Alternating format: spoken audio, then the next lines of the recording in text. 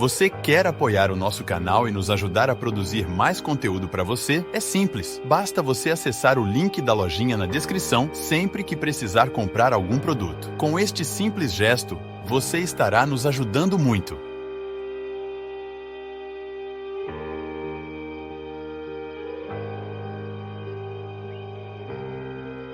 Vou atender aqui um e-mail da Maria Helena que escreve assim: Padre Fábio, tudo na minha vida começou muito cedo.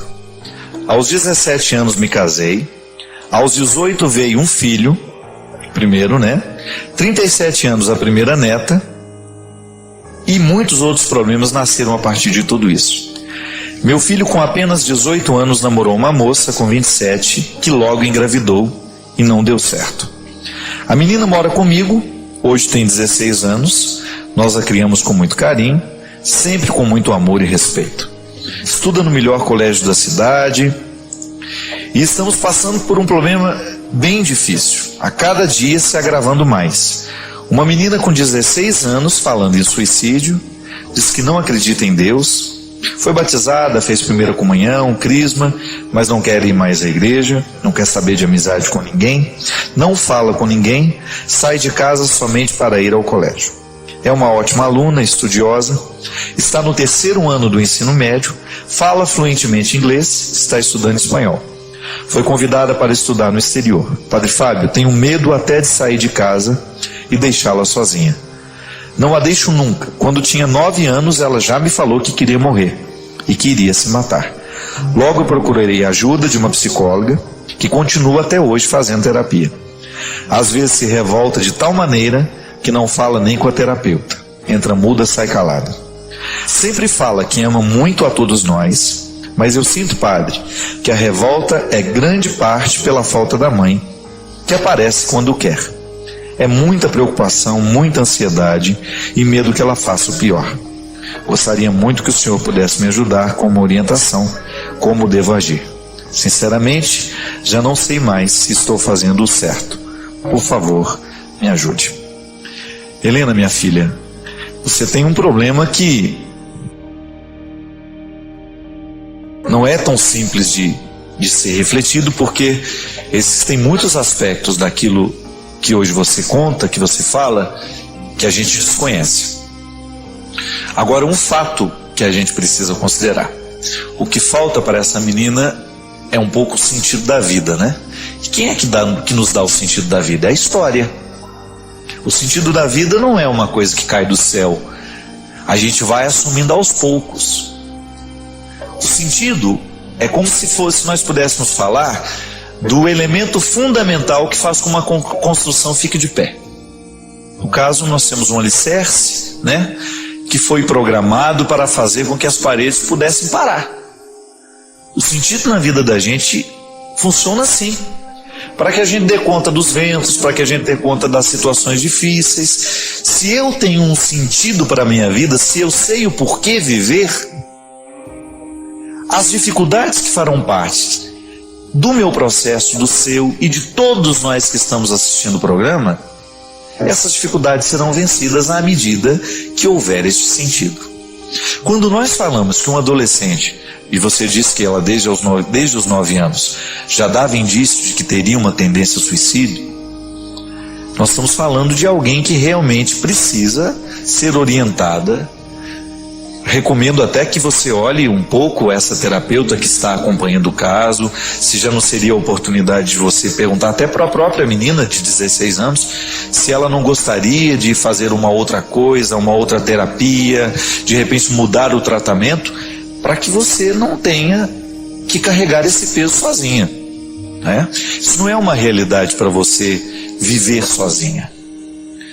E mesmo porque você precisa tomar algumas distâncias. Primeiro, ela tem uma história sofrida.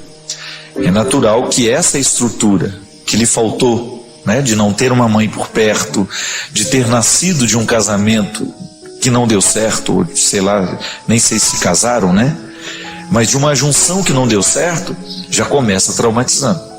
E é por isso, minha gente, que eu aproveito essa oportunidade para dizer: colocar filhos no mundo não pode ser apenas um exercício de biologia, Nós precisamos tomar muito cuidado com os filhos que nós colocamos no mundo, porque são os pais os primeiros a estarem comprometidos com a construção do sentido da vida daquela pessoa. Construir um sentido para que o outro tenha condições de dar conta da própria existência. Como é que a gente constrói o sentido? Com amor, com palavras, com consideração, com gestos, né? Com atitudes, com disciplina. O sentido se constrói assim, quando a gente vai saboreando a vida, com tudo aquilo que ela tem, e descobrindo que vale a pena. Estabelecer metas, né? A gente falava aqui antes, como é importante os nossos adolescentes hoje terem metas de vida. Nós precisamos interferir diretamente no processo educacional dos nossos adolescentes para ajudar na construção desse sentido, porque hoje é lamentável, mas o mundo às vezes extrai esse sentido, retira o sentido da vida desses meninos e meninas muito cedo. Por quê? Por causa do jeito como a gente vive. A própria maneira como eles estão contextualizados na sociedade, né? Muitas vezes tão permissiva, tão irresponsável, tão descomprometida. Então a sua neta não é por acaso. Tratá-la hoje, dos problemas hoje, requer olhar um pouco para a história que ela viveu e tentar descobrir o que dessa história está muito ferido para a gente tentar reconstruir hoje. Quem sabe chamando a mãe dela, tentando uma reaproximação, quem sabe. Nunca é tarde para ser mãe, né? Nunca é tarde para ser filho. E como essa necessidade é vital, nós vamos morrer com necessidade de mãe. É impressionante isso.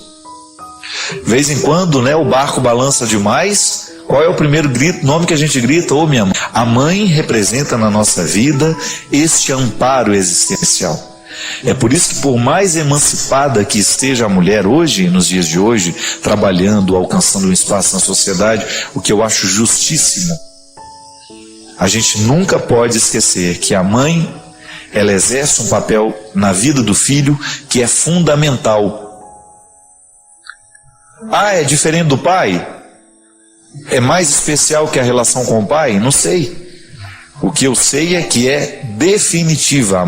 A relação com a mãe é a primeira segurança que nós temos na vida. É o primeiro vínculo que nós temos na vida. Então, se a criança perde isso muito cedo, é natural que ela sofra de inseguranças, né? A psicologia nos ensina que a distância que um recém-nascido sofre quando a mãe se ausenta, a criança não sabe lidar com o tempo ainda. Eu sei o que significam 15 minutos. Se alguém fala para mim assim, padre, eu estou indo ali, daqui 15 minutos eu volto. Eu sei o que isso significa. Uma criança não. A relação que a criança tem com o tempo é afetiva. E a relação afetiva não racionaliza que em 15 minutos a mãe estará de volta.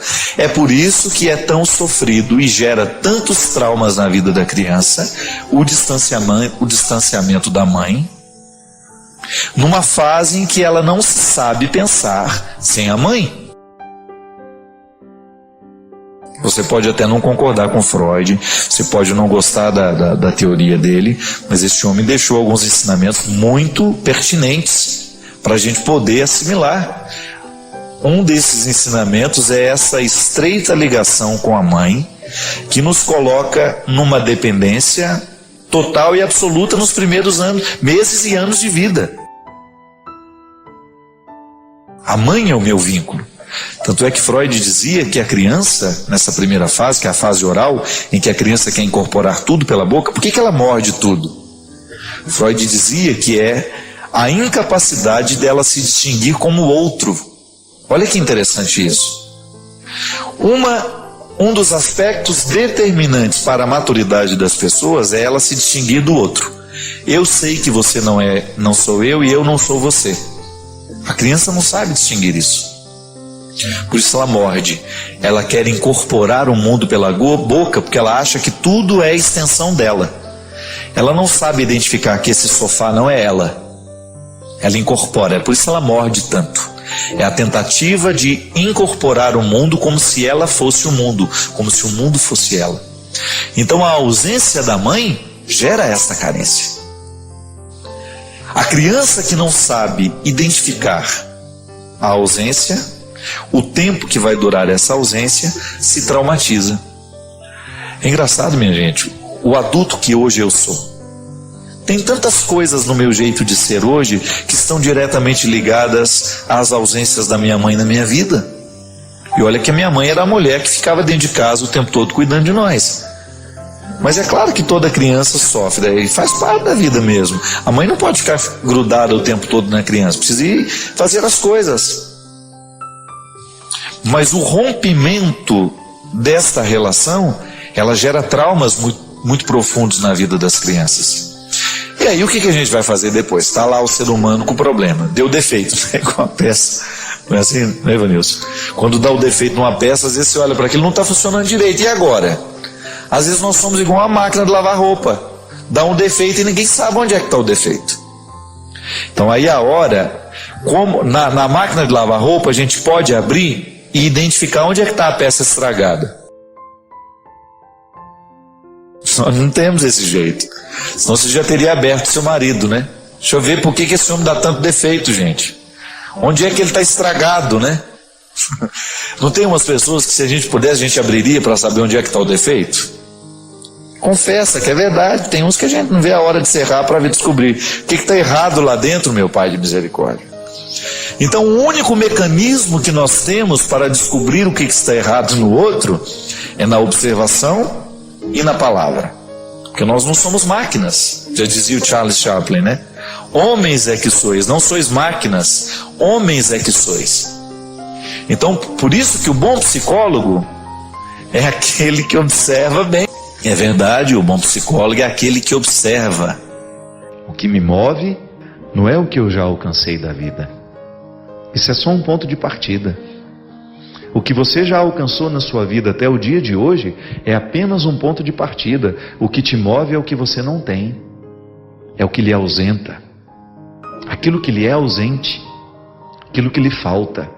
É isso que lhe faz acordar todos os dias e correr atrás. Mas seria muito bom se a gente começasse a perceber que chega um momento da vida em que não basta correr atrás do que é material. A gente precisa correr atrás de sonhos, de realidades que ultrapassam a matéria. Porque você vai chegar a uma conclusão de que aquele carro bonito não basta, aquela casa bonita não basta, aquele apartamento maravilhoso não basta. É aqui dentro, o contexto das ausências, gritando pela necessidade de ter uma casinha branca, de varanda, um quintal e uma janela só para ver o sol nascer. Eu queria ter na vida simplesmente um lugar de mato verde para plantar e para colher. Ter uma casinha branca de varanda, um quintal e uma janela, só para ver o sol nascer. O projeto aqui não é uma coisa muito grandiosa. O que amarra esse ser humano à vida é só uma casinha branca. Interessante essa metáfora. Interessante esse significado. É o significado de uma vida bem vivida. Aqui no refrão dessa música é o resultado de uma vida bem vivida. Depois de ter enfrentado todas as dificuldades da estrofe, eu ter o direito de encontrar neste mundo um lugar onde eu possa me sentir aconchegado. Ontem, quando voltava de Campina Grande para João Pessoa para eu pegar o voo, observando aquelas cidadezinhas, né, pelo caminho, aquelas casinhas típicas da Paraíba, ali do Nordeste, do sertão, né, aquelas regiões mais simples do país, todas muito coloridas, casinhas pequenas, mas que dá vontade de entrar e de ficar. São especialistas em aconchegar. Eu fiquei pensando muito nisso. Meu Deus, às vezes nós queremos tanta coisa para viver e de repente uma casa dessa, com toda essa cor por fora, cheia de sentimento por dentro, com pessoas que se amam e a vida está pronta. Aí eu comecei a me pensar assim: onde é que eu me aconchego? Que realidade nessa vida me faz sentir à vontade? Onde é que a gente cabe? Quais são os espaços que realmente nos acomodam, nos aconchegam? Quando a gente vai decorar a casa da gente, por mais simples que ela seja, outra coisa você não quer, senão criar um espaço onde você se sinta aconchegado. O quarto pode ser o quarto mais bonito do mundo. Se ele não tem o retrato da sua alma, você não se aconchega nele. É por isso que o bom arquiteto é aquele que sabe ler a alma do cliente. Claro, tira as cafonagens, os excessos, do cliente, mas coloca ele dentro de um lugar que o aconchegue. A minha casa precisa ter os aspectos da minha alma. E eu perguntava isso para mim ontem: onde é que eu me aconchego? Aí eu me lembrei não só de estruturas físicas, porque a casa não é só um aglomerado de paredes. A casa é também um sentimento. Eu, quando entro dentro de um lugar, imediatamente eu sinto se aquilo me provoca algo bom ou algo ruim. As paredes têm alma, sim. Claro, não a alma que eu estou acostumado a tratar, eu como padre lido com a alma o tempo todo. Eu estou falando daquilo que extrapola a matéria, daquilo que transcende a realidade física. Uma casa está construída a partir de sentimentos e tijolos. A casa é também um sentimento. Quando eu volto para minha casa e aquela sensação boa quando eu abro a porta, quando eu entro e encontro a minha realidade, o meu aconchego, então eu entendo que a casa é sentimento. A nossa vida espiritual, minha gente, está a serviço de criar esse aconchego. Porque só no aconchego é que você enfrenta bem os seus desconfortos. Se uma pessoa não está bem aconchegada afetivamente, ela terá muita dificuldade de lidar com os desconfortos da alma. Porque esses desconfortos, eles existirão sempre. Não há a possibilidade de ter uma pessoa humana sem identificar nela os desconfortos que fazem com que ela se mantenha viva. Retire de você essa ilusão de que é o que você tem que te sustenta. Não. O que você alcançou na sua vida até hoje é apenas o ponto de partida. O que lhe move é o que ainda lhe é ausente. Que eu falo que o que nos alimenta não é o que a gente tem. O que nos move não é o que a gente tem. Porque o que leva um ser humano adiante é o desejo. Desejo no sentido mais profundo. O elan vital que nos mantém presos à vida. Aquele significado sem o qual a gente não consegue levantar de manhã para trabalhar. Todos nós temos este elan vital.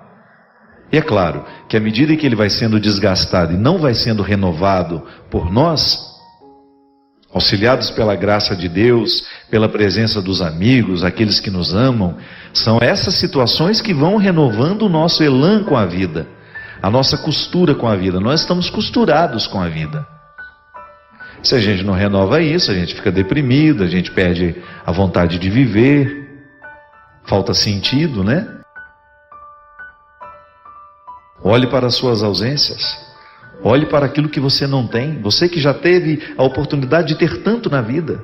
Talvez você já tenha tido muito sucesso, talvez você já tenha tido muito dinheiro, talvez você já tenha construído muitas coisas, materialmente falando. Ouse olhar para aquilo que não é material agora. Olhe ao seu redor e veja, por você mesmo. Responda essa pergunta, ainda que seja em partes, ainda que não seja inteira. O que lhe aconchega nessa vida? O que lhe faz ter a sensação de estar no lugar certo? Qual é o lugar onde a sua alma repousa tranquila? Onde você tem condições de administrar aquilo que lhe é ausente e manter um sorriso no rosto a si mesmo. Porque este é o grande projeto. Saber que tudo que a gente já alcançou não é quase nada perto do que a gente ainda precisa. O amor nunca será perfeito, porque ele é um gesto inacabado. Por mais que eu tente, com a minha atitude, com a minha postura, com a minha palavra, amar aqueles que eu amo, o meu gesto será sempre imperfeito. Mas por isso é belo, porque nele falta. Nele alguma coisa ainda é ausente. O mistério de Deus na nossa vida é assim, minha gente. É a gente ter condições de olhar para as estrofes tristes, observar o refrão feliz e perceber que o que realmente vai nos realizar não é o momento em que as respostas chegarão, não é o momento em que nós estivermos satisfeitos com a vida, não. O que vai nos realizar é essa eterna insatisfação que nos mantém harmoniosos. Eu vou bem. Apesar de todas as dificuldades, eu vou bem, porque eu estou projetando a construção de uma casinha branca onde eu possa me sentir aconchegado. Só os sábios são capazes dessa proeza. Porque às vezes a gente entende tudo, mas não captou o encantamento daquilo que entendeu. A vida da gente é a mesma coisa. Tantas vezes você não entende o que está se passando.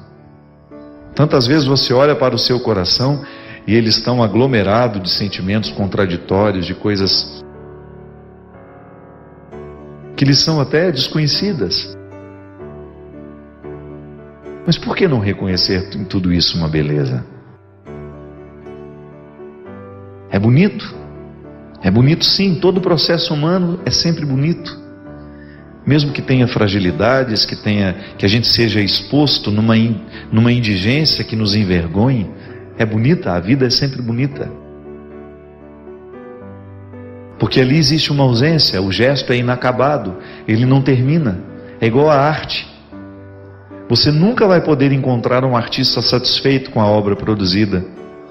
Você pode até ficar satisfeito com aquilo que o artista produziu, mas ele não está mais. Porque se ele ficar satisfeito, ele para naquela obra.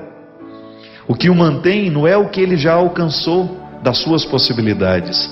O que o mantém vivo, o que o mantém artista, é aquilo que ele ainda não conseguiu alcançar do seu processo criativo. O gesto é sempre inacabado. Aquela expressão de São João da Cruz: o que eu conheço de Deus são as pegadas de sua ausência. Não é lindo isso?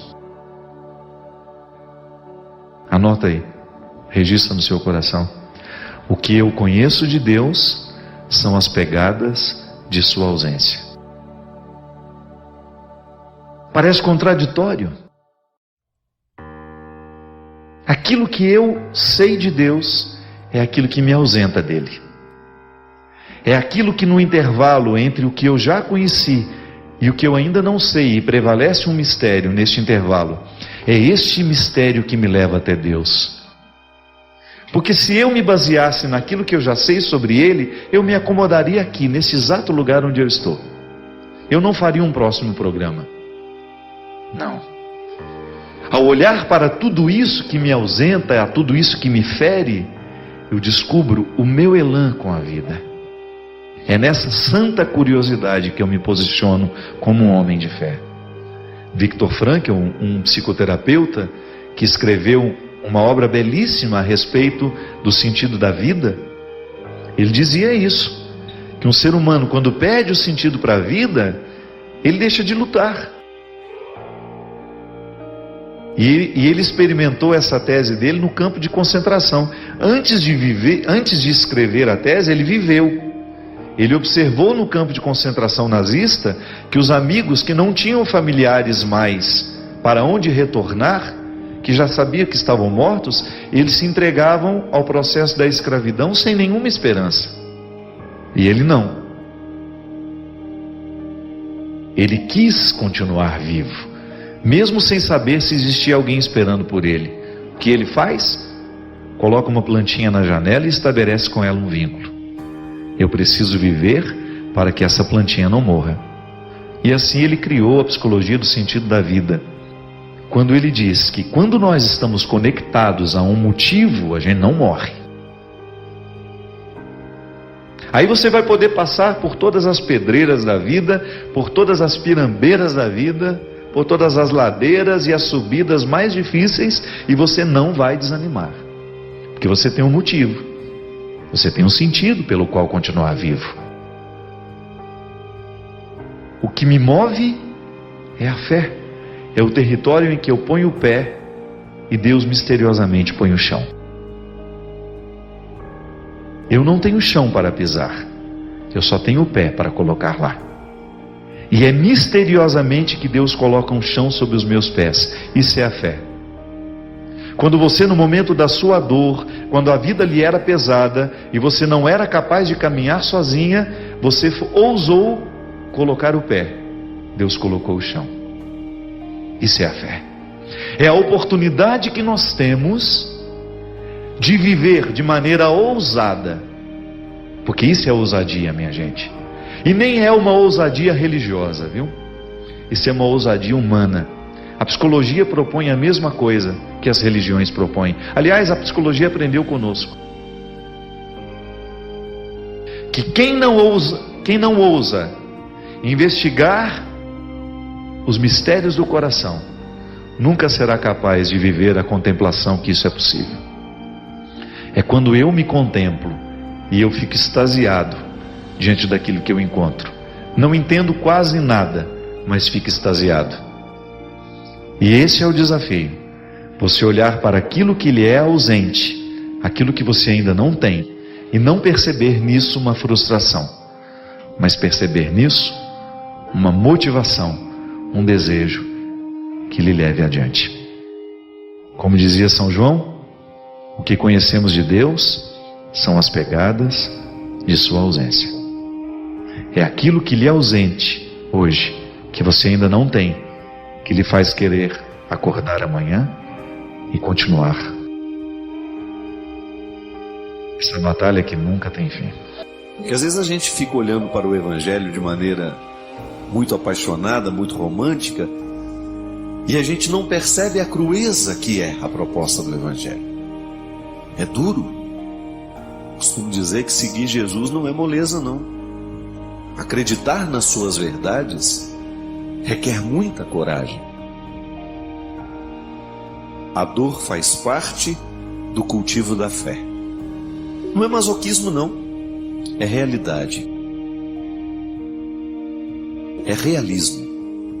É a gente entender que acreditar em Deus tem repercussões diretas na nossa vida. E sobretudo no momento em que a gente sofre, a nossa fé está sendo burilada, está sendo purificada. É no momento em que a gente se sente indigente, é no momento em que nós nos sentimos limitados, que nós fazemos a experiência da fé mais pura. Porque quando a gente está indigente, quando nós estamos sem muitos recursos, nos resta o quê? A singularidade do ser. E é na singularidade do ser que a gente encontra o código dos nossos valores. Se você quiser realmente chegar ao profundo dos seus valores, das regras que te regem como ser humano, retire os seus excessos. Muitas vezes os nossos excessos nos impedem de conhecer a nossa verdade fundamental. Eu mesmo já cheguei à conclusão, observando a minha vida, observando as pessoas que me são próximas, como é fácil a gente se perder de nós mesmos por causa dos nossos excessos. E é engraçado porque a dor, ela faz esse processo natural de nos fazer chegar ao simples. Pode até num primeiro momento a gente relutar, a gente não querer, mas se a gente vive o processo natural da dor, ela nos encaminha para um território onde tem que prevalecer a simplicidade. Talvez você já tenha me escutado contar essa história. Mas certa vez eu assisti a um filme em que a personagem principal era uma grande professora de filosofia, uma mulher, uma intelectual, ateia, que buscava respostas para tudo, aprendeu a ser gente desde muito criança, a partir dessa certeza de que é preciso ter o tempo todo argumentos, convicções, e fez da sua experiência existencial os seus livros, a sua atividade acadêmica. E não é nenhum problema isso, desde que você faça o equilíbrio o tempo todo com a simplicidade e com a sabedoria, né? O bom intelectual é aquele que consegue ter o tempo, fazer da sua vida uma experiência racional, equilibrada, inteligente, mas ao mesmo tempo aberto para a sabedoria, para a simplicidade, para as artes, para o equilíbrio emocional, para o equilíbrio espiritual. E aquela mulher era manca, porque ela só tinha inteligência. Ela só sabia ser ela mesma a partir dos livros e dos argumentos. Uma professora brilhante na universidade, palestrante que viajava pelo mundo afora, falando sobre filosofia, de repente é acometida por um câncer. E o filme constrói aquela experiência de mostrar o desenvolvimento da doença na vida daquela mulher. Toda a dificuldade que ela tinha de lidar com o limite do próprio corpo. Ela tinha muita dificuldade de entender o sofrimento que passava e até mesmo de admiti-lo. Então, toda vez que os enfermeiros ou que os médicos entravam no quarto para fazer os procedimentos normais de quem está vivendo a quimioterapia, a luta contra o câncer, encontrava sempre aquela mulher cheia de livros em cima da cama, e ela tinha uma postura tão arrogante com os médicos e enfermeiros, que muitas vezes ela não parava de fazer a leitura para que eles pudessem fazer os procedimentos de colocar, de pegar uma veia, de aplicar uma injeção. E quando ela já estava muito debilitada, há uma cena muito forte no filme em que o enfermeiro entra e tenta fazer uma coleta de sangue dela, e ela com aquele livro dela na mão, mostrando-se, ainda arrogante naquele contexto, sem admitir aquele sofrimento como uma possibilidade de crescimento. E aí foi ficando difícil, o procedimento não dava certo, e ela começou a chorar, fechou o livro, jogou o livro no chão e disse para ela mesma: chega de complicações, agora é hora de simplicidade. O que o sofrimento faz com a gente se a gente permite? A gente perde os excessos. A gente se livra de tudo aquilo que é, muitas vezes, o nosso refúgio, é muitas vezes a nossa fuga, não é verdade? Para a gente poder colocar a atenção naquilo que verdadeiramente vale a pena, naquela hora, naquele instante. Aí a gente olha para a nossa indigência de uma forma nova, mas madura, quem sabe. O que falta muitas vezes para a gente poder resolver os nossos problemas é a simplicidade em enxergá-los. Retirar os excessos. Não permitir que os nossos excessos venham obscurecer a nossa visão, ou até mesmo de nos impedir de encaminhar uma solução para aquilo que nos faz sofrer. Isso é ter fé. É a gente acreditar que Deus está ao nosso lado no momento da nossa luta, no momento da nossa dor, e que, portanto, a gente tem o direito de ser simples. Quem traz no coração a certeza de que Deus é com ele, tem mais facilidade de adentrar esse território da simplicidade. Porque não se sente sozinho sendo simples. Muitas vezes nós não queremos ser simples, nós preferimos as coisas complexas, com medo da gente se sentir só. É aquela doce ilusão de que as nossas paredes nos acompanham, que os nossos livros nos acompanham, que as nossas realidades podem vir dar suporte a essa orfandade que todo mundo um dia experimenta no momento da dor, no momento do sofrimento. E o desejo que você, nas suas lutas, você tenha sempre o direito e a possibilidade de retirar os seus excessos, para você ter diante dos seus olhos a sua verdade fundamental. Sem exageros, só você. E a partir disso, você reencontrar o caminho da vida. Obrigado pelo seu carinho, pela sua atenção. E que Deus abençoe muito você. Que Deus derrame sobre o seu coração, sobre a sua casa, sobre a sua vida, a disposição que caracterizou o coração de Nossa Senhora.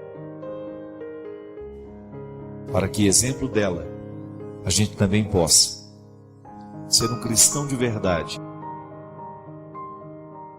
levando sempre Jesus no colo para apresentá-lo àqueles que ainda não o conhecem. Derrame sobre nós a bênção do Deus Todo-Poderoso, Pai, Filho e Espírito Santo.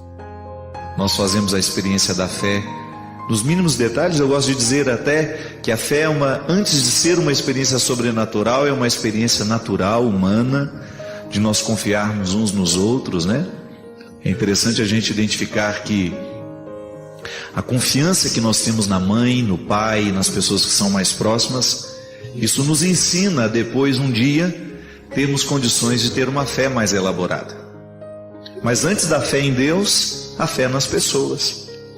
É aquele gesto que nos tranquiliza de saber que nós não estamos sozinhos e que poderemos dar os primeiros passos, aprender as primeiras coisas mais difíceis para nós, porque a gente sabe que tem alguém que nos ama e que nos socorre naquele momento em que nós estamos em processo de aprendizado. É interessante porque a fé, ela nos contextualiza no tempo a partir de esperanças. Eu sempre gosto de refletir a fé amarrada na esperança. Fé e esperança. Dois pilares que sustentam todo cristão, todo crente, ouso dizer, não só nós cristãos. E a experiência de fé, ela é fundamental na nossa vida. Por isso o Papa nos convida a viver o ano da fé. Um ano de entrega, de confiança, não é verdade? E eu fiquei pensando de como que nós podemos viver isso. Como que isso pode repercutir na nossa vida. Como é que nós podemos entrar dentro da mística do ano da fé que a igreja nos convida a viver. Justamente assim. Descobrindo que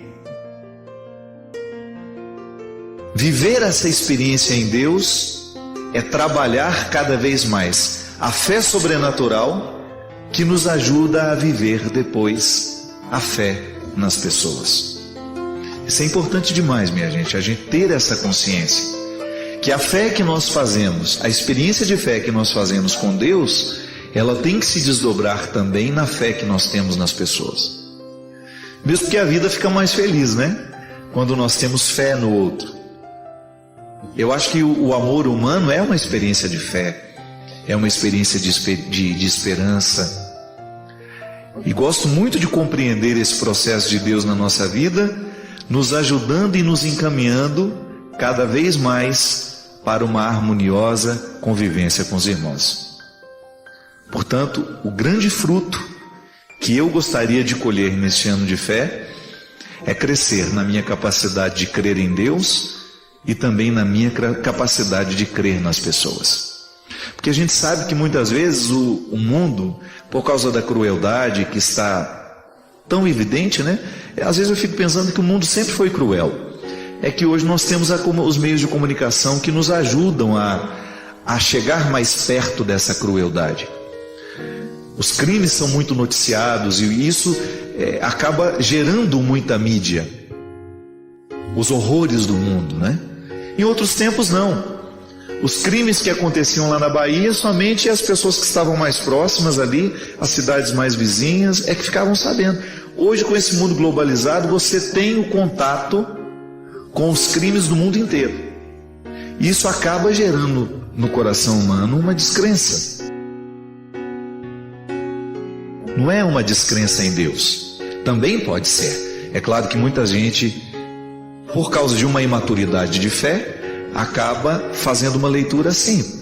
Se o mundo está tão cruel, se existem tantas coisas ruins acontecendo, Deus não existe. Não é bem assim. Mas ali, antes de perder essa fé em Deus, a gente perde a confiança no outro ser humano. Isso é muito ruim. Isso é muito danoso para a nossa vida. A vida fica insuportável quando nós perdemos a fé uns nos outros. Por isso que no ano da fé, o Papa nos convida a reavivar dentro de nós, como dizia São Paulo, os carismas, né? De maneira especial, reavivar a fé. E no momento em que reavivamos a nossa fé em Deus, queremos reavivar também a nossa capacidade de crer nos outros. E é interessante, minha gente, porque quando nós reavivamos a nossa capacidade de crer no outro, a gente se afasta um pouco dessa nossa facilidade de fazer julgamentos, né? É tão ruim quando você percebe que às vezes eu identifico muito isso em mim. Às vezes eu nem sei quem é o outro, mas tenho um pré-julgamento que fiz por causa de uma visão de superfície. Às vezes nem tive a oportunidade de conviver com aquela pessoa e já faço dela uma imagem tão negativa, já fico com a minha verdade pessoal a respeito dela. E isso é tão cruel, né? Isso é falta de experiência de fé, porque eu gosto de partir do princípio que o outro é bom, ainda que eu venha me decepcionar depois. Mas isso para mim é cristianismo, é um fator de conversão que eu pedi a Deus desde pequeno. Eu quero acreditar nas pessoas. Se depois eu me decepciono com elas, é outro caso, mas a minha parte eu quero viver. Eu acho que nós temos duas formas de viver o cristianismo. Uma primeira, que é relativizando os compromissos que ele nos dá, e a gente viver um cristianismo de aparência. A gente vive até confortável. Você acha que está fazendo tudo certo, que você tem o direito de duvidar, que você tem o direito de julgar. E existe uma outra forma de viver o cristianismo, que é mais despojado, que é você viver essa liberdade interior, de deixar que o mundo seja o mundo, que as pessoas sejam as pessoas, e a partir disso você confiar que aquilo que está acontecendo é o que pode ser. E que por trás de tudo isso existe, no fundo, uma pessoa querendo acertar, querendo se dar bem, querendo acontecer do jeito certo. E essa confiança, neste primeiro momento, é fundamental para que a gente se sinta coerente, né? O outro se aproxima de mim, claro, tem as leis da simpatia, da antipatia, mas eu vencer isso, para poder ter a oportunidade de chegar perto do outro e conhecê-lo de verdade. Vocês me ouviram falar e testemunhar aqui no último programa das grandes alegrias que eu vivi na Terra Santa. E eu posso dizer para vocês que um dos motivos que Deus me fez chegar até Israel com aquele grupo que estava comigo era quebrar alguns preconceitos que eu tinha em relação a algumas pessoas que estavam ali. Interessante isso, né? Às vezes a gente viaja tanto, a gente anda tantos quilômetros, a gente atravessa o mundo para ver de perto alguém que sempre tentou chegar perto e você não permitiu que aquela pessoa se manifestasse como ela era mesmo, porque eu acabava colocando nela as roupas do meu preconceito. E foi para mim uma experiência de muito crescimento. Eu tive momentos ali, e as pessoas que viveram isso comigo sabem, porque eu fiz questão de dizer isso a elas, que eu senti o meu coração muito livre em relação algumas pessoas que daquele grupo para mim eram pesadas, e não sei porquê, talvez eu interpretasse errado o motivo delas quererem estar perto de mim, não sei, às vezes a gente é tão injusto sem saber que está sendo, né? Às vezes muito bem fundamentado nos meus princípios, e de repente Deus me fez ver de maneira muito generosa e carinhosa o motivo daquelas pessoas quererem a proximidade. E eu voltei para casa desmoronado em relação a algumas pessoas, e isso me fez muito bem. Isso me evangelizou, né? Eu que prego tanto que o cotidiano precisa nos evangelizar, naquele momento fui evangelizado pelo cotidiano mesmo, entre um almoço e outro, entre uma espera de um deslocamento, entre uma mala que a gente carrega, entre um ônibus e outro. Naqueles momentos, uma conversa que você tem, a revelação acontece, e Deus aproveita daquele momento para quebrar as nossas estruturas tão preconceituosas. Então o ano da fé, a gente pode vivê-lo assim: fé em Deus sempre, crescer cada vez mais a nossa intimidade com o Senhor, buscar ter uma vida de oração, conhecer a palavra, mergulhar na vida dos sacramentos, mas também reavivar a nossa fé nas pessoas. Muitas vezes, quando não temos a fé nas pessoas, nós corremos o risco de pecar gravemente. Quem tem síndrome do pânico sabe como é ruim sentir o que a gente sente. Como é difícil às vezes a gente não ter coragem de fazer as coisas mais simples. Quando você tem medo do trivial da vida. Porque o rito, ele é absolutamente necessário. O rito da vida. O ritual. E às vezes o pânico, a depressão nos coloca indispostos ao rito. O rito do dia a dia. Você fica desencorajado para ir, para fazer, para falar. Sempre, minha gente, nos últimos anos, as coisas mais simples que eu precisava fazer, eu achava que eu não ia dar conta. Tinha uma missa, eu ia me aproximando do local, eu não vou dar conta de fazer.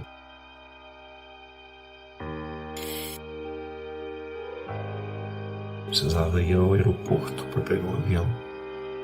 Achava que não ia dar conta de pegar um avião e chegar até o lugar. Sabe quando você precisa pensar em cada fase do processo? E em cada fase do processo você acha que é pesado demais para você?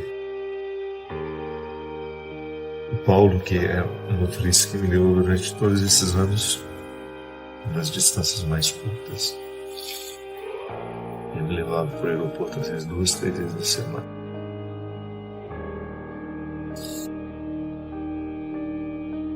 E ele se tornou um simbólico para mim de segurança, sabe? Eu nunca disse isso para ele. Eu entrava dentro do carro, né? Nos últimos anos, quando ia chegando a hora de ir, eu tinha um desarranjo físico, sabe? Ou tinha uma febre, eu tinha diarreia, tinha ânsia de vômito, tinha tanta coisa. Aí parava o carro, eu entrava, chegava no aeroporto. Quando eu precisava descer do carro, que eu olhava para ele assim, ele sem ter ideia do que se passava dentro de mim, né? Realmente eu me despedi dele assim: meu amigo, não vejo a hora de lhe ver de novo. Ele ria. E assim, quando eu chegava em Guarulhos, era a melhor coisa que tinha, era ver o Paulo ali no meio das pessoas. Então, quando vai ficando um processo difícil, quando tudo vai ficando penoso para você, desgastante, por mais que você veja sentido em tudo aquilo que você faz, há uma ordem, né, sendo dada.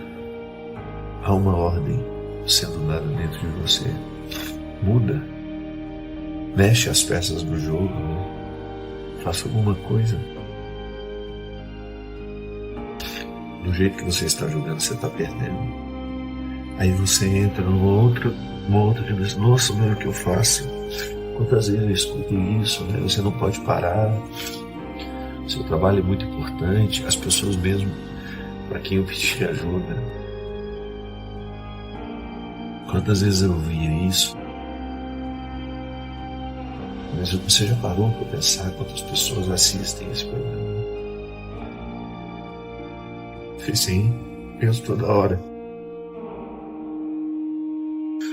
Mas você já parou para pensar quantas pessoas se alimentam do seu trabalho? Sim, eu penso toda hora. E até qual é o ponto de limite para que o meu desgaste justifique, né, o bem que eu faço? Ou o bem que eu faço? Existe um limite para eu interpretar como importante? Será que existe algum direito em tudo isso, né? De que em algum momento eu possa pensar em mim sem tanto pensar naquilo que eu estou fazendo pelos outros? É difícil, né? É uma reflexão difícil, é uma matemática difícil de ser feita, porque é uma pessoa famosa, mas é um padre que escolheu dedicar-se aos outros, que escolheu dedicar a vida a essa missão que é árdua. Eu sei que tem padres que têm uma vida muito mais difícil que a minha, mas muito mais.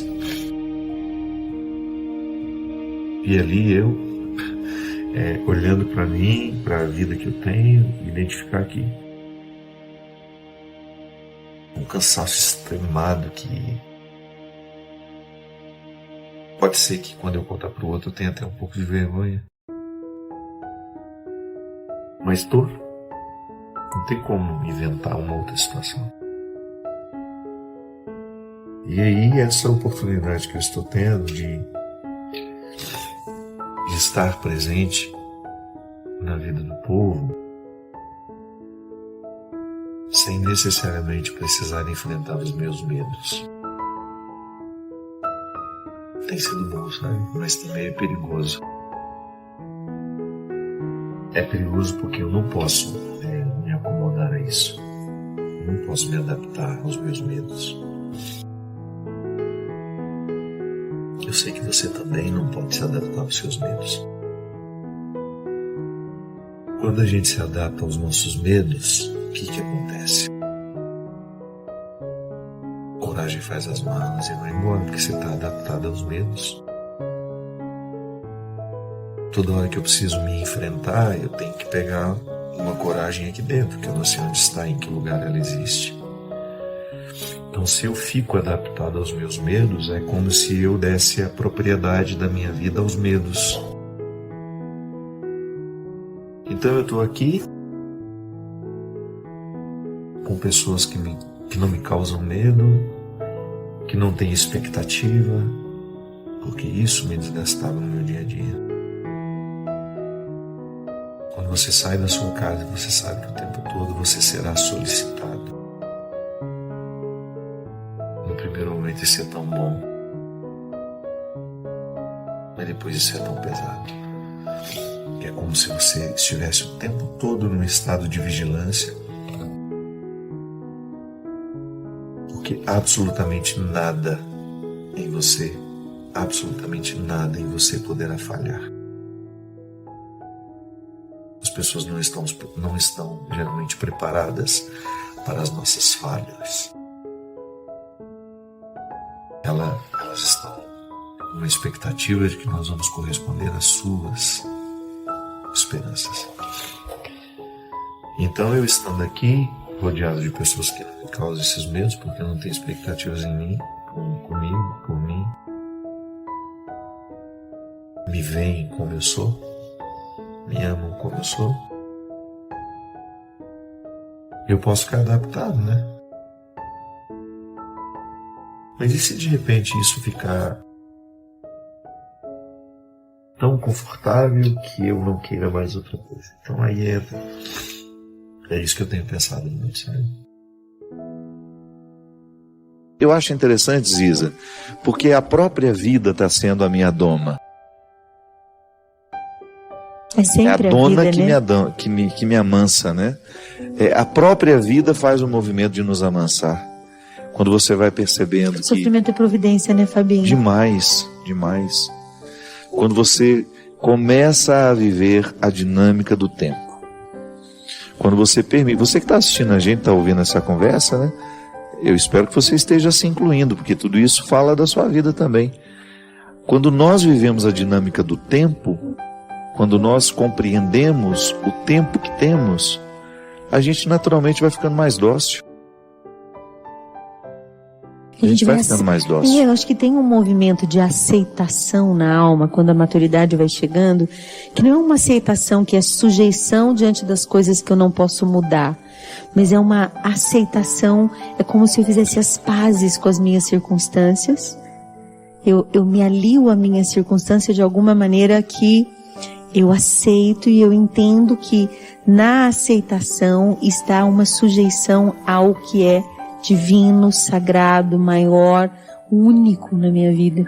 Isso me ajuda tanto, porque muitas pessoas, por exemplo, me perguntam como que eu consigo fazer tantas coisas ao mesmo tempo. Eu sempre penso, eu não brigo com todas elas. Você não fica...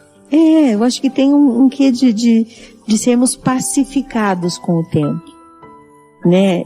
Com o passar do tempo. E a gente deixa de ter expectativas que nos provoquem discussão com as coisas da vida, né? Com as pessoas, com as circunstâncias, com a realidade, comigo, com o meu corpo, com o meu biotipo. Acho que o tempo vai me ensinando a viver uma paz real, concreta, integradora, e é a porta da minha felicidade real, é onde eu estou em paz, assim, eu não preciso de nada. É aquela história da frase do Martim, né, Valverde? Rico é aquele que precisa de muito pouco para ser feliz, porque é uma pessoa integrada, rica de sentido, né? É uma coisa que... Aí você entende o espírito pobre dos santos, aí você entende o voto de pobreza, aí você entende um São Francisco, uma Santa Clara, os santos que a gente admira. Como que a pessoa viveu isso? Mas acho que foi um processo de maturação da alma e que precisou de podas. Imagina, Francisco, para ser líder de tantos, ele era filho do trovão também. Uma Teresa d'Ávila, uma mulher forte. E o bonito que Francisco compreendeu a pobreza com uma leveza que não é comum a gente encontrar, né? Eu já vivi o voto da pobreza e já convivi com pessoas que tinham o voto de pobreza e que eram extremamente amargas, pesadas, por serem e nada pobres. Não, justamente, porque não tem nada no seu nome. A pobreza é uma relação, não tem uma conta né? bancária, não tem, mas tem um amargor na alma. Isso. Que a empobrece da pior forma. A pobreza material é só uma consequência, né? Porque se eu vivo a pobreza material, eu tenho que naturalmente buscar a riqueza do espírito, que é a riqueza da convivência, isso. O tornar-me uma pessoa leve e agradável. Né? Esse é o sentido. E você não tem muita coisa materialmente, mas você tem um conjunto de riqueza espiritual interior que supre tudo isso, inclusive lhe fazendo ser muito querido por aqueles que têm oportunidades diferentes das nossas. Eu me lembro quantas vezes eu encontrei pessoas que não eram ricas e que viviam melhor que as pessoas ricas.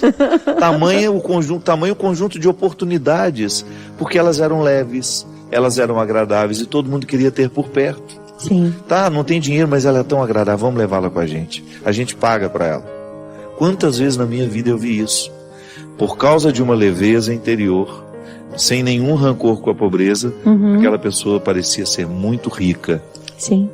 Era muito mais rica do que aquela. Né? E é rica mesmo, uma pessoa assim, não né? parece, né? É sim. É aquela sensação de ter tudo o que tem e o que é em si o tempo todo. Levemente, simplesmente, né? Eu quero tanto ser assim. Deus me ajude. Pois é. Deus me ajude. Só continuar pedindo que ele seja o guardião, né? E a gente ficar atento àquilo que ele guarda, né? Porque eu, quando estou atento ao que Deus está guardando, eu me torno um parceiro dele nessa guarda. Eu gosto muito daquela expressão que você usa, acho que é de Santa Teresa, né? De baixar a porta do castelo. Sim. e de levantar a porta do castelo. Isso é ser guardião de si.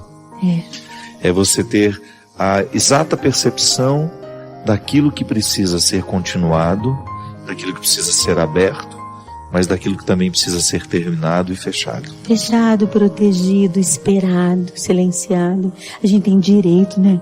Porque às vezes a gente é educado na igreja de que o cristão ele tem que dizer sim e amém para tudo. Não, o cristão forte mesmo, ele diz não. Você lembra que no auge do meu sofrimento, dessa crise que eu tenho enfrentado, você me ligou oferecendo ajuda e eu honestamente disse: Ziza, eu estou num momento que ainda estou com a porta levantada. Não estou para receber visita ainda.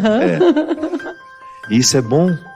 É bom você ter a consciência do que você é capaz. E você não se violentar. E também não ser obrigado a dizer sim, ser livre para dizer não, né? Não, dizer não significa que eu não amo. Justamente. Né? Ter esse espírito livre, amado. Lamber as feridas, né? Eu acho bonitinho, eu tenho lá as minhas crianças e eu fico vendo como elas se lambem para curar. É um processo de cuidado um com o outro. Processo. E no momento, a metáfora do lamber as feridas, ela é muito sugestiva, porque é como se eu estivesse retirando todo o processo infeccioso. Dando-se tempo. Dando tempo. Cuidado. Purgando literalmente aquilo que está excessivo em mim, aquilo que está me inflamando, aquilo que está trovejando dentro de mim e que tantas vezes me torna uma pessoa insuportável aos outros. Porque uma das preocupações que eu tenho em de viver com muita responsabilidade a minha conversão é que eu não quero ser insuportável aos outros. Eu acho tão ruim quando me deparo com uma pessoa insuportável, com uma pessoa difícil, que a primeira coisa que me ocorre é: gente, eu não quero ser assim. Já é um bom começo, meu pai. Já é um bom começo, não é? Já é um bom começo. A gente na viagem, a gente veio falando, né, às vezes de pessoas que erram na mão, do tanto que se expõem, da maneira como se expõem. É um sinalizador para a gente. Eu não quero ser assim também. Eu quero ter o ponto de equilíbrio, eu quero saber até onde me é justo chegar. Até onde é de direito ir. E é ouvir-se, né? Ouvir-se corajosamente, assim. Esses dias eu estava com o Agostinho Agostinho Busato, lá em Curitiba, e ele dizia: ouça seu coração com coragem. Ele é sábio, mas você precisa ouvir. Precisa ouvir. Com coragem e comprometimento com você mesma. Que nesse compromisso é a terra fértil para um compromisso com Deus verdadeiro, né? E acho que a gente só se cuida se a gente se ouve. É isso mesmo. Tem que se ouvir.